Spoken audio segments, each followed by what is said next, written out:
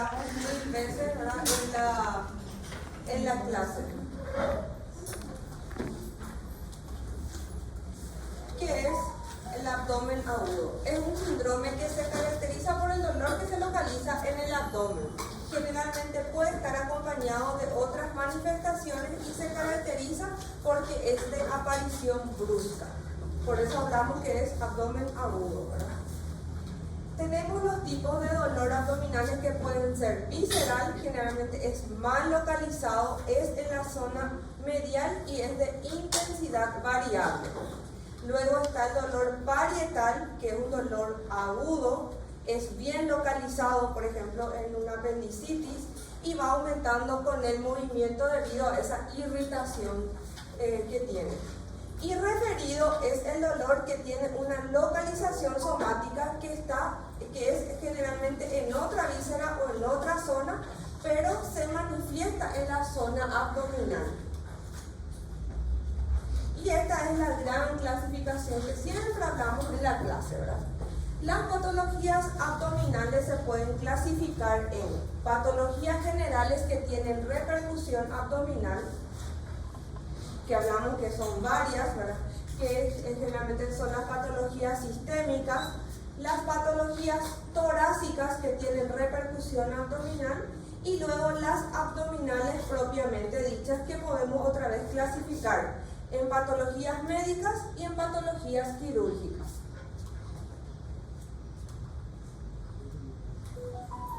Las patologías generales o sistémicas que tienen repercusión abdominal podemos nuevamente clasificar en infecciosas, entre ellas podemos hablar de virales o bacterianas. Las virales son dengue, chikungunya, también puede ser influenza, ¿verdad? Generalmente en el dengue, cuando dieron dengue, hablamos de signos de alarma, era dolor abdominal persistente, ¿verdad? Intenso y persistente. Entonces puede simular chikungunya también, influenza, y acá nos puse uno que es COVID, ¿sí? Muchos pacientes y estamos teniendo otra vez muchos pacientes con COVID debido a la mala cobertura de las vacunas, ¿sí? Entonces el paciente venía con dolor abdominal y era COVID. Tuvimos muchos pacientes que tuvieron un mal diagnóstico de abdomen agudo quirúrgico y en realidad era COVID, ¿sí? Las bacterianas que dan dolor abdominal también puede ser tétanos, que en realidad yo nunca vi, espero nunca ver, meningitis y los pacientes con sepsis, donde también uno de los criterios de la sepsis hablaba de íleo, ¿se acuerdan? ¿Sí? Entonces, paciente que tiene distensión abdominal y dolor abdominal más otros criterios, ¿verdad? Tenemos que pensar en una sepsis. Y las metabólicas. Entre las metabólicas encontramos los disturbios hidroelectrolíticos, ¿verdad? Un paciente que está con muchos vómitos, ¿verdad? Puede tener alguna alteración hidroelectrolítica y eso produce dolor abdominal intenso, que serían los disturbios del sodio y potasio, y la cetoacidosis diabética. Muchos pacientes que vienen con dolor abdominal, ¿verdad? Es uno de los síntomas por cual viene y generalmente puede ser una cetoacidosis diabética. Por eso cuando hacemos el TEP, ¿sí? ¿Se acuerdan? El TEP, perdón, el A, B, C, D, E, en la E, ¿qué teníamos que hacer? La posición. ¿Y qué tenemos, Lucas? ¿Qué tenemos que pedir en la E? ¿Qué tenés que evaluar en la E?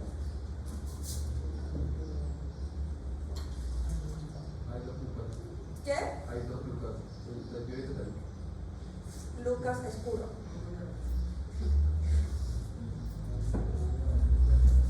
¿Qué evalúan? ¿Qué examen rápido le hacen en la E? ¿Cómo? Hemoglucotest y tomar la temperatura. Esas son las dos cosas que ahí tienen que hacer. Si es en todos los pacientes y no solamente ahí es la parte de si tiene una herida o una fractura, ¿sí? Luego están las patologías, ¿verdad? Acá tienen que ser torácicas que tienen repercusión abdominal, voy a ver, ¿Qué tal? La neumonía de base. Esta es una de nuestras patologías más comunes que dan. ¿Y por qué da dolor abdominal? Porque está cerca del diafragma. ¿Y qué hay ahí en el diafragma, entre el pulmón? ¿Qué se irrita entonces?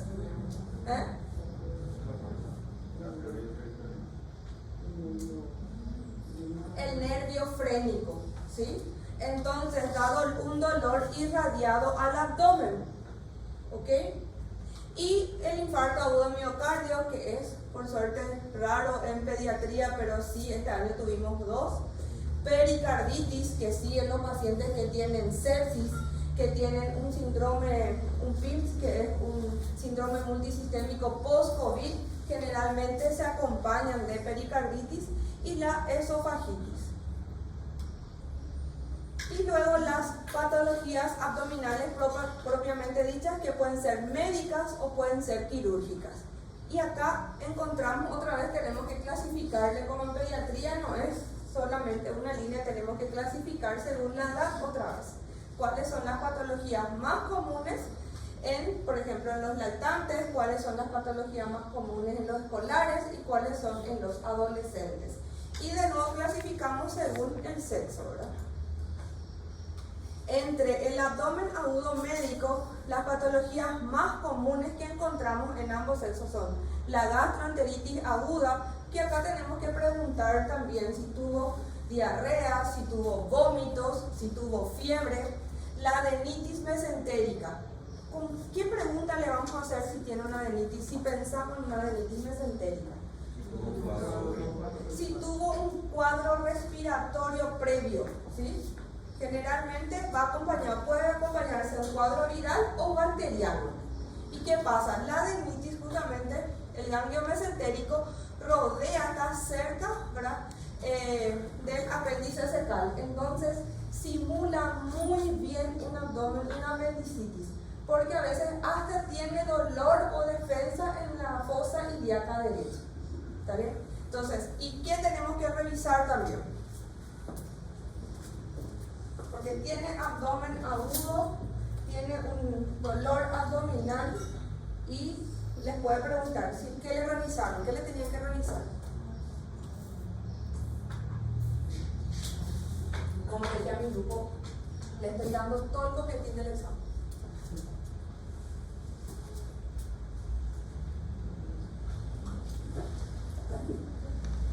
¿Qué le van a revisar? Le revisan el abdomen. Lógico que le tienen que hacer todo el examen físico, pero ¿qué le tenían que haber revisado? Sí o sí, que puede estar con un proceso inflamatorio si está acompañado de una adenitis mesentérica. La garganta, si tiene una faringoamigdalitis. Y la infección urinaria. Repasando otra vez, ¿por qué le estoy dando también esto? Le estoy dando en forma general, pero para que entiendan, si tienen un abdomen agudo quirúrgico, encima no sé cuántos van a presentarse en la primera mesa, pero supongo que son 30, y los pacientes que entran en el examen son máximo 10, ¿verdad? Quiere decir que por cada alumno va a haber, por cada paciente va a haber 3 alumnos, ¿sí? Entonces no le van a preguntar todo lo que es apendicitis. Le puede llevar por una de todas estas patologías que estamos hablando. ¿Me entienden? Entonces viene un paciente con dolor abdominal y les puedo preguntar, ¿y por qué no hay una infección urinaria? ¿Cuáles son los síntomas que tendría que tener una infección urinaria? ¿Cuáles son los métodos auxiliares que le voy a pedir? ¿Sí? Y si es una niña y está en edad, ya en la adolescencia, tenemos que pensar en una rotura de folículo ovárico. ¿Y qué le vamos a preguntar si pensamos en esto? No tiene fiebre, tiene dolor abdominal intenso y brusco. ¿Qué le vamos a preguntar? Su ciclo. ¿En qué día de su ciclo está? Entonces, si pensamos en una rotura de folículo ovárico, ¿qué día tendría que estar? En la mitad de su ciclo, ¿verdad? Luego un quiste de ovario, que también puede ser a cualquier edad, y una EPI, ¿sí? Entonces Entonces acá, ¿qué le van a preguntar si piensan en una EPI? ¿O qué generalmente está relacionado? Exacto, si ya empezó, ¿verdad? Entonces todos esos datos son importantes y tienen que saber preguntar.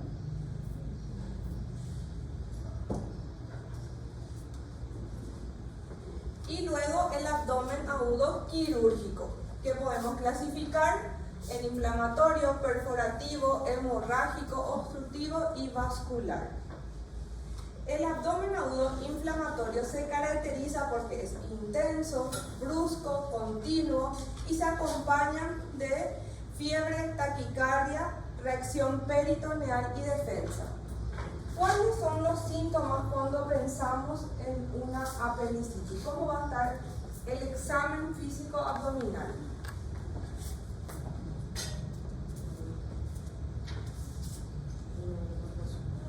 Matías.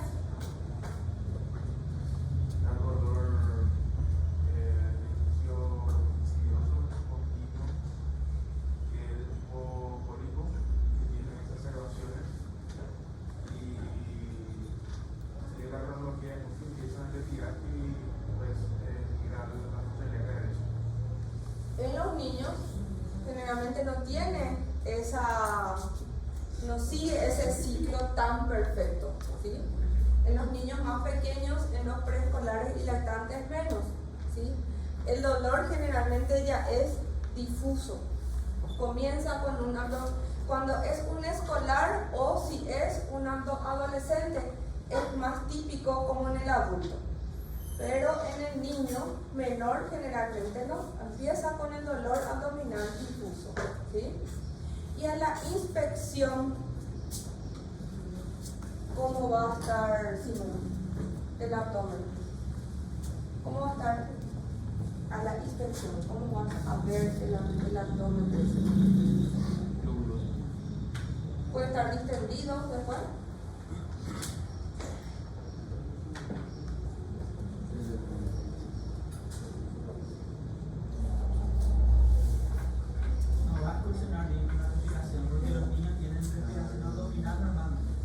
Exacto, va a haber como va a haber una excursión abdominal con los movimientos respiratorios, entonces por el dolor, exacto. Y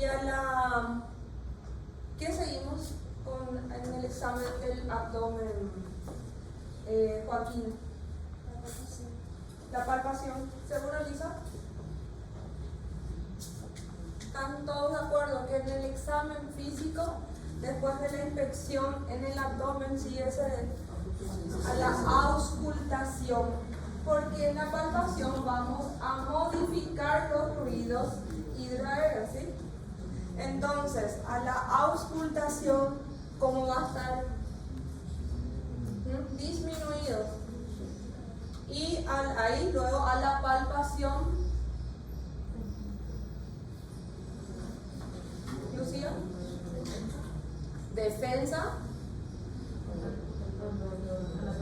dolor a la palpación profunda. ¿Y cómo se llaman los signos?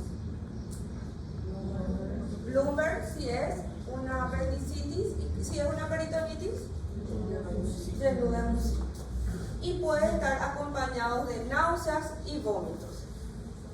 Y en el laboratorio vamos a encontrar una leucocitosis. Y las patologías que encontramos en un abdomen agudo inflamatorio son la apendicitis y la colecititis raro, pero tenemos también, y diverticulitis y hemo. Luego tenemos el perforativo, que hay un dolor abdominal en puñaladas en un paciente inmóvil, un dolor muy intenso, puede estar acompañado de fiebre y taquicardia, y el abdomen acá va a estar en tabla con ausencia de los movimientos respiratorios. Va a haber una reacción peritoneal generalizada que le llamamos el síndrome de Yernú-de-Mussy. Vamos a tener también un neumoperitoneo.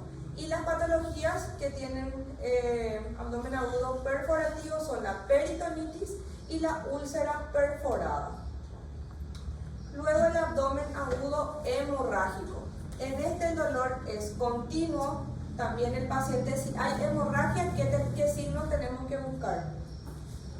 Signos de shock. El paciente va a estar taquicárdico y si el paciente ya está en shock, va a estar hipotenso. Va a haber palidez, sudoración profusa, defensa abdominal. ¿En qué patología encontramos esto? En un embarazo ectópico que tenemos que pensar. Entonces, en una adolescente femenina que tiene dolor abdominal, ¿qué nos debe faltar en nuestro pedido de laboratorio? Beta-HCG. Embarazo ectópico, quiste de ovario sangrante o una rotura de víscera maciza, que es lo que encontramos con un antecedente de traumatismo abdominal. A veces esto no es la historia clínica, no la encontramos tan... porque los niños se golpean todo el día, ¿verdad? Y a veces no se dan cuenta o minimizan ese traumatismo que de repente tuvieron, y a veces ese traumatismo ¿dónde puede ocurrir? En la escuela. Entonces los padres no saben, ¿sí? Yo creo que a ustedes ya les conté 2 casos de pacientes que tuvieron traumatismo con rotura de víscera maciza, que vinieron a la guardia y después le diagnosticamos. Uno pasó en la escuela porque el compañerito le tiró el pupitre y el paciente se cayó y se lesionó la zona lumbar y a veces tuvo una rotura de un estallido renal, ¿sí? Vino a la escuela a las 5, el paciente se durmió, estaba muy decaído, la mamá le llamó la atención que estaba muy decaído, se quedó dormido. Después se despertó a las 10 de la noche aproximadamente con vómitos intensos y dolor abdominal. Le trajo al hospital pensando que era una probable apendicitis, ¿verdad? Mientras que llegó el paciente acá, ya estaba en shock, porque ya estaba pálido, con alteración de conciencia, no se despertaba, alteró glándulos, estaba con dolor abdominal, pero ya no podía contar lo ocurrido. Y cuando le damos la vuelta nos damos cuenta que tiene una lesión lineal, un hematoma en la región lumbar. Y se le hace su ecografía y tenía un estallido renal. Otra paciente derivada del Hospital Distrital de Presidente Franco llega como un shock por gastroenteritis. Una nena de 5 años aproximadamente, era un 7 de enero. Y llega pálida, con signos de shock. Pensamos, ¿y por qué? Decía la derivación shock hipovolémico por gastroenteritis. Le pregunto a la mamá si tiene diarrea. No, lo único que tuvo también es vómitos. Pasó la noche y a la mañana se despertó con vómitos intensos y dolor abdominal. Cuando le hacemos la exposición y le levantamos la remerita, nos damos cuenta que tiene una lesión bien circular en la zona del vaso, ¿sí? Tuvo un estallido de vaso porque un día antes en Reyes le regalaron una bicicleta y no sabía todavía andar y se cayó por el manubrio de la bicicleta. Tuvo un estallido de vaso, ¿sí? Entonces, en la historia no teníamos ese antecedente. La mamá primero no sabía en uno y en el segundo no le daba mucha importancia a un simple traumatismo, ¿sí?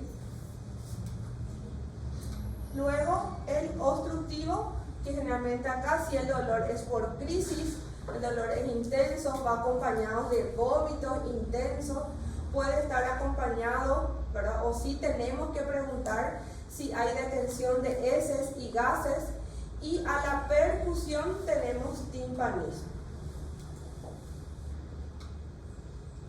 Y luego el vascular o isquémico, donde el dolor es súbito, persistente, generalizado, que va acompañado siempre. La taquicardia, como ven, siempre está acá. ¿Pero por qué? ¿Por qué piensan que hay taquicardia? En el hemorrágico, porque ahí está en shock. Por el dolor, ¿sí? Porque hablamos que el abdomen agudo es un dolor brusco e intenso. Acá también, como es vascular, va a haber hipotensión, distensión abdominal y silencio abdominal. Las patologías que encontramos son el infarto mesentérico y el esplénico. Bueno, pero entre las patologías más comunes que encontramos, la apendicitis, ¿verdad? ¿Cómo clasificamos la apendicitis según los hallazgos anatomopatológicos postquirúrgicos? Congestivo, flemonoso, gangrenoso y perforativo, ¿sí? Perforado. Perforado ya sería nuestra peritonitis. La peritonitis, ¿cómo otra vez clasificamos?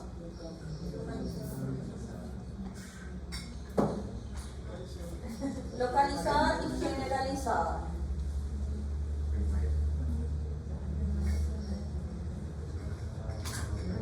Mariana, ¿por qué es importante clasificar así los hallazgos de la apendicitis en todos estos estadios? Para su tratamiento. ¿Y en qué influye en su tratamiento?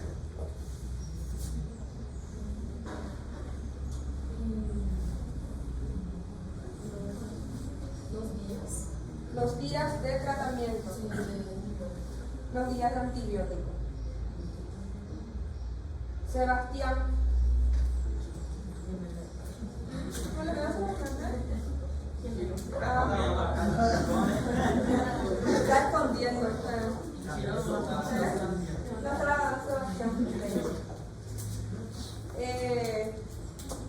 ¿Cuántos días de antibiótico le harías a una congestiva? A una apendicitis congestiva. ¿Uno qué? ¿Un día o una dosis? Una dosis. La literatura habla de una dosis. No está mal decir que es una dosis. Pero le mandaría a ese paciente ya después de una dosis de antibiótico. O sea, entonces quiere decir, entra al quirófano, se le hizo una dosis y sale. Se vaya a su casa. Emanuel. ¿Y a qué criterio tendrías para mandarle de alta?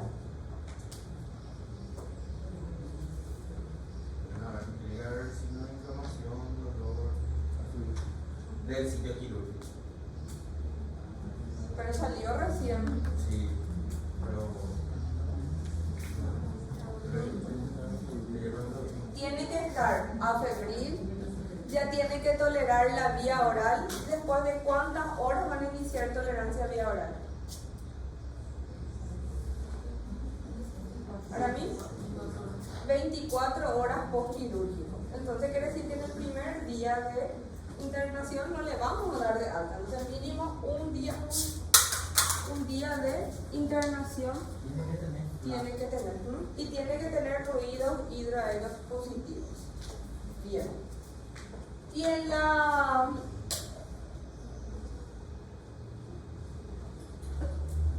Nara. ¿Dónde está Nara? Nara. ¿Y en la flemonosa? ¿Cuántos días la TV? ¿Y qué antibiótico le harías, Ichiro?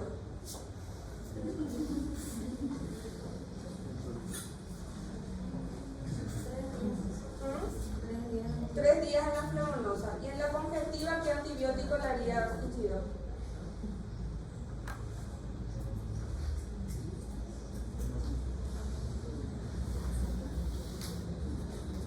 Cintia.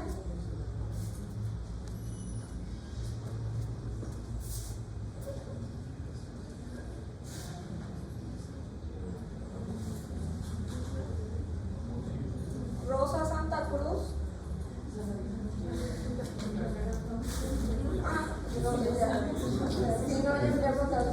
Rosa Sara. Por suerte hay 2 rosas. En la congestiva. ¿Por qué no vas a hacer hemosis solo acá? ¿Cuáles son los gérmenes que querés cubrir en el abdomen? Gram negativo, ¿cuál? La E. coli era la más común. Después, gram positivo, me dijiste, ¿cuál gram positivo?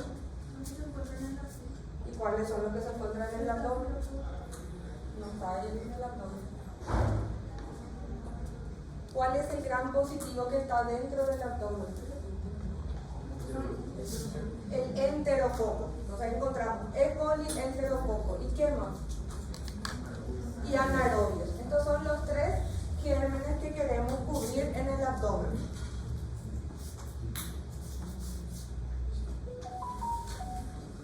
Maricel. ¿Y en la gangrenosa cuántos días de antibióticos? En realidad en la congestiva es 1 dosis, en la flemonosa son 3 dosis, entonces puede ser 24 a 48 horas, y la gangrenosa,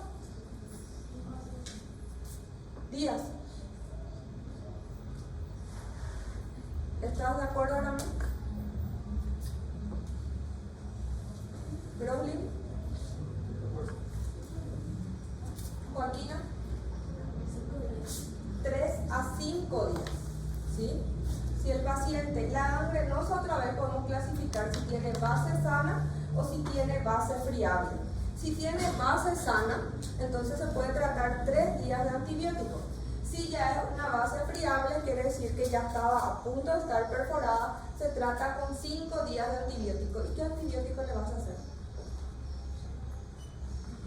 En la congestiva y flemonosa me dijeron que era amoxicillatán. ¿En la gangrenosa?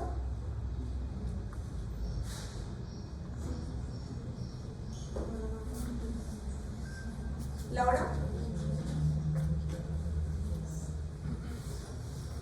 Se podríamos tener amoxicillatán, amoxicilina, cefotaxima.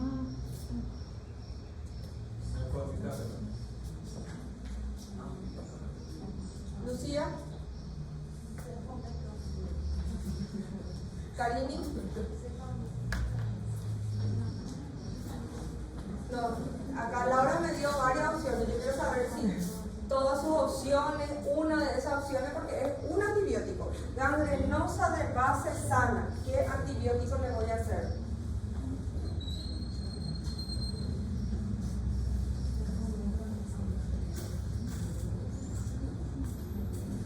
Es amoxicillatán, ¿sí?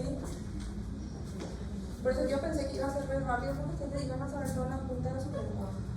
¿Y la peritonitis localizada, Fernando?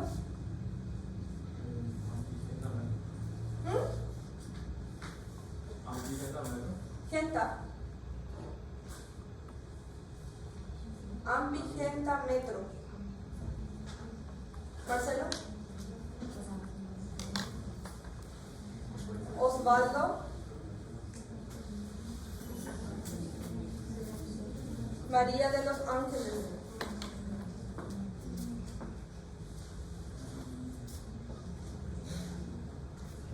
¿Con qué no te dan cirugía? Aquí en Casa Artelli, Janeo, con mucho tenemos que quejarme por eso. Vázquez, ay. ¿Con qué tienes que partir todavía?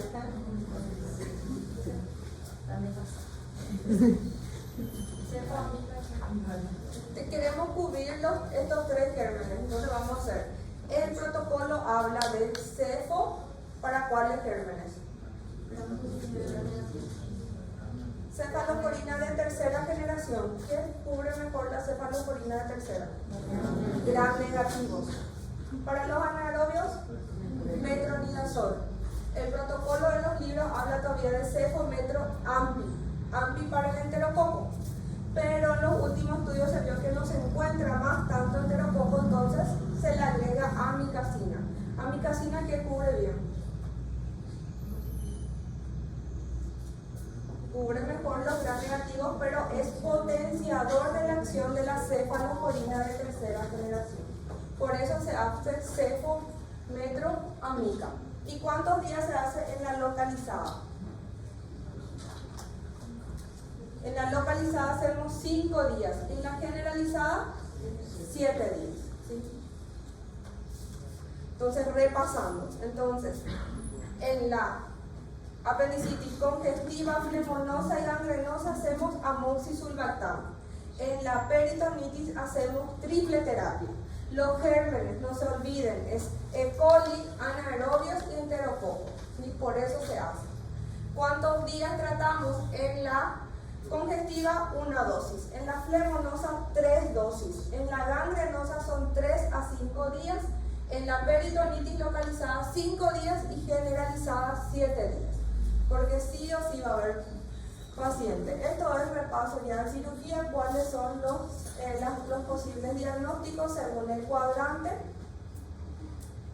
También, si encontramos hipocondrio derecho, podemos pensar en una colecistitis, lesiones hepáticas, una apendicitis retrocecal también encontramos ahí, pancreatitis, y acá ya encontramos una patología torácica que tiene repercusión abdominal, que es la neumonía. En el lado izquierdo podemos pensar en lesiones en el vaso, y en el flanco izquierdo también podemos pensar en alguna patología renal. En el mesogastrio podemos pensar en un aneurisma, la aorta abdominal, que es raro en los niños, pero acá encontramos la gastroenteritis, la obstrucción intestinal. La obstrucción intestinal en niños, ¿con qué podría estar relacionado? Con parásitos. ¿Cuál de ellos? El Ascaris, ¿sí? Una apendicitis también en fase inicial, si es que pensamos en los niños escolares o adolescentes. O dolor por alguna causa metabólica, también este dolor puede ser por alguna intoxicación o por alguna gastroenteritis bacteriana. En la fosa ilíaca derecha tenemos lo más común es la apendicitis, pero también si es una niña podemos pensar en algún quiste de ovario o también en una adenitis mesentérica. En el flanco derecho también podemos encontrar una apendicitis retrocecal y también pensar en una pielonefritis o litiasis renal. ¿Qué es lo que le vamos a pedir como métodos auxiliares de diagnóstico? Tenemos que analizar según la patología. Porque si pensamos en una patología general que tiene repercusión abdominal, ¿qué patología íbamos a pensar? Una cetoacidosis, entonces ¿qué le van a pedir? Glicemia. Si ustedes van a rendir en noviembre, algunos lo que rinden en diciembre y en febrero, va a haber muchísimo dengue. Entonces, ¿qué le van a pedir? Hemograma y NS1 en su fase inicial. Si es una patología, pensamos en una patología torácica con repercusión abdominal, le vamos a pedir una radiografía de tórax. Si pensamos en algo abdominal propiamente dicho, ¿verdad? Si pensamos en un quiste de ovario, vamos a pedirle una ecografía.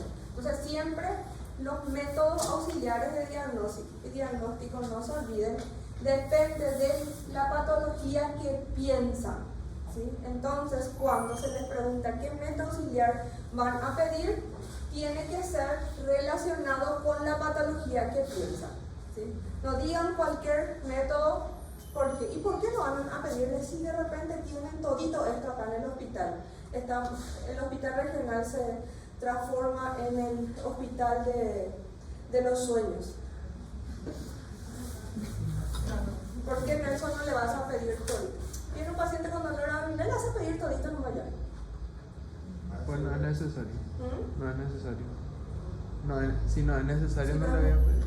¿Sí? ¿Y por qué no le vas a pedir? Porque con otros métodos ya puedo hacer el diagnóstico. No es Porque necesario. hay algo y eso es exacto, hay que ahorrar los recursos. Eso también se evalúa en el pensamiento crítico de ustedes. Y eso está en la formación del médico y es una de las cosas que nosotros le evaluamos, por ejemplo, a los residentes, ¿sí? Es el manejo adecuado de los recursos del Estado, se llama eso. Del Estado, y si están en el privado también del paciente que se va con ustedes, ¿sí? Me recuerdo que vinieron 2 médicas había intercambio, creo que todavía hay en la facultad con la Universidad de Texas, y vinieron 2 médicas de Texas a hacer como una pasantía de 2 meses con nosotros. Y justo cuando vinieron no teníamos ni radiografía. ¿Y ustedes piensan que tuvimos vergüenza de ella? No, ¿por qué? porque ellas nos contaron que se quedaron sorprendidas porque nosotros diagnosticábamos las neumonías solamente con el examen físico. No necesitábamos hacer, diagnosticábamos una neumonía con derrame con un examen físico y le hacíamos una toracocentesis. Y ellos se sorprendían porque ellos dicen que eso, ni en los libros no habían escuchado eso, porque venía un paciente y ellos ni le revisaban, directo se iba, ni radiografía, los dos se iban a tomografía o a resonancia. Entonces se quedaron, por primera vez hicieron un buen examen físico. Se fueron sorprendidas y admiradas con la medicina en Paraguay. Realmente, en vez de quedarnos con vergüenza, nos quedamos re orgullosos. ¿Sí? Entonces, solo si es necesario. Pero principalmente, ¿qué le están haciendo? Haciendo una tomografía y una resonancia. Imagínense la radiación. Para los que se fueron en el Congreso de Cirugía, ¿cuál es la patología que está en auge ahora? Cáncer de... ¿Vos te fuiste? Yo me volví cirujano una semana. El cáncer de tiroides. ¿Y con qué está relacionado el cáncer de tiroides? Por la irradiación innecesaria que nosotros le estamos haciendo a nuestros pacientes. Varios estudios en Colombia y en Estados Unidos demostraron eso. Y que nosotros tenemos que empezar, cuando le pedimos radiografía y más todavía tomografía, necesitamos que tengan su protección en la zona cervical, que no se hace, ¿verdad? ¿Ven? Entonces, ¿quién tiene la culpa? ¿Quién pide la radiografía y la tomografía innecesariamente? Nosotros. ¿Sí? Entonces, un buen examen físico. ¿Está bien? Y bueno, chicos, está.